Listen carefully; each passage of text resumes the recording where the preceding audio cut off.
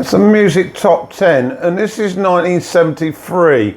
Yesterday I did 72, and I've just got my act together on 73, and so here is my top 10 for that year. At number 10 is Aladdin Sane by David Bowie. I really like this album. It's got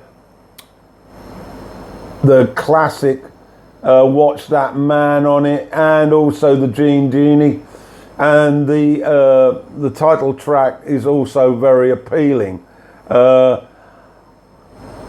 to 9, Frank Zappa, Overnight Sensation. Now, I started to get into Zappa around about this time. Before, he was almost a sort of oddity that felt that really didn't justify any time spent. But my friend convinced me that the man was a genius. And this album was the first one that I really got my teeth into it.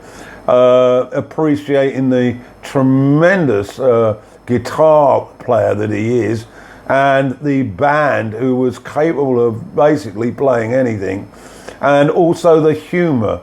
Zappa and humor go hand in hand, and it's also very raunchy at times.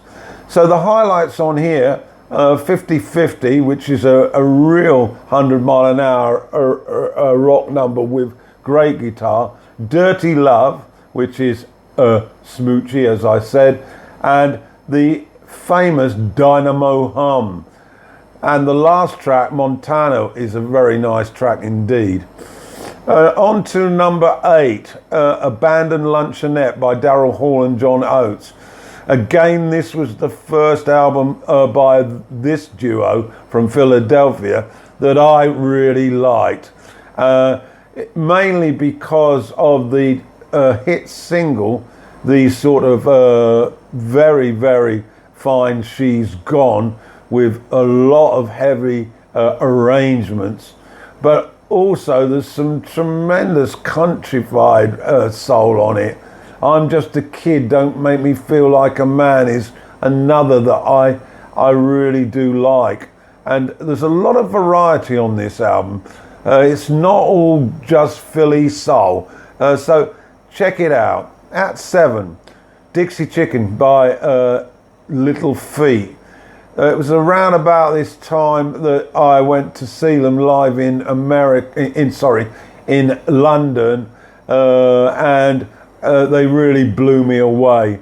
This sort of a Texas boogie that's prolific on the 4th album. This one has got some awesome tracks.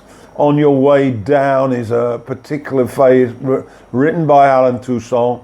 And I like the funky reggae Fat Man in the Bathtub. And Two Trains is another one that catches my ear. So to 6, Van Morrison, Hard Knows the Highway. After Astral Weeks, this is probably my favourite Van Morrison album. There's some terrific songs on here. The Great Deception, Autumn Song, which is exquisite. And again, we've still got the Celtic sort of blend of string arrangements and the blues thrown in, and the countrified nation of it. The absolute brilliant Warm Love, and my standout, Wild Children, which is about Van growing up after the Second World War. Just listen to the words, absolutely mind-boggling. And at number 5, it's The Wild, the Innocent and the E Street Shuffle by Bruce Springsteen and the E Street Band. I've done a video for this, which expands greatly on it, track by track.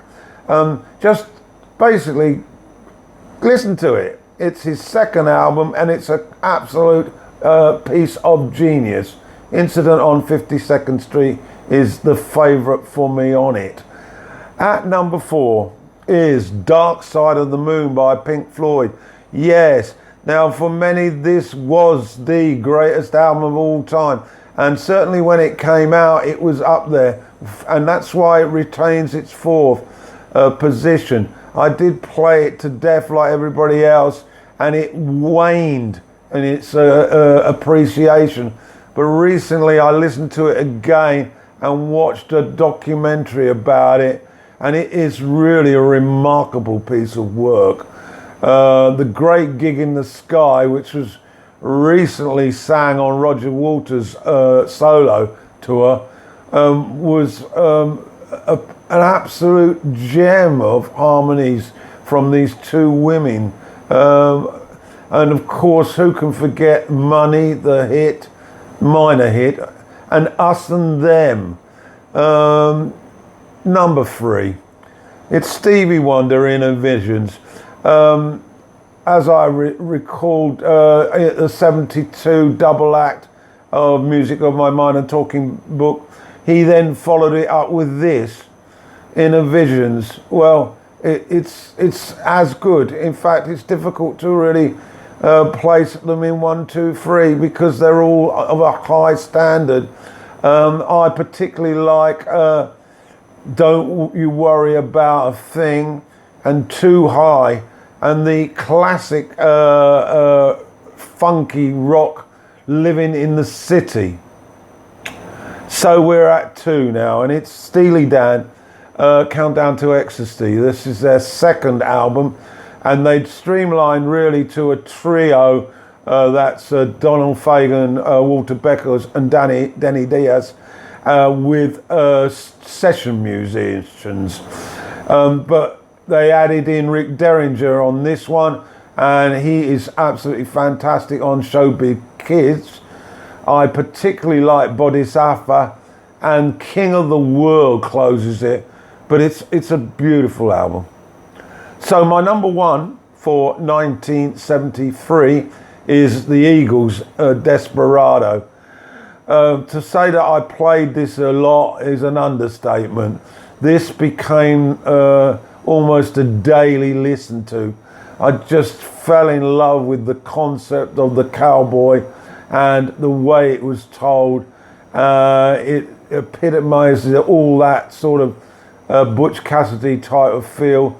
The title track, of course, has been heard a million times, but it's still absolutely fantastic.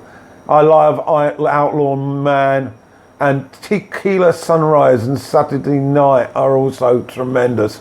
There's a story attached to this album, though, that I must say.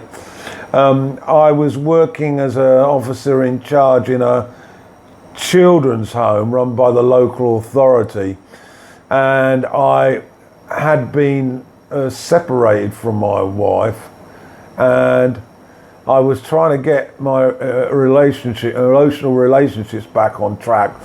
And I went on holiday and met a friend that I knew in college, and I started a relationship with a girl in a guest house, and I would drive about 6 hours when I had a few days off to her place, so that we could indulge in all this passion. And every time I arrived, it went on the player, the Desperado. We listened to it in full just to get ourselves emotionally ready. So there's a story to conjure with. Okay, that's your lot.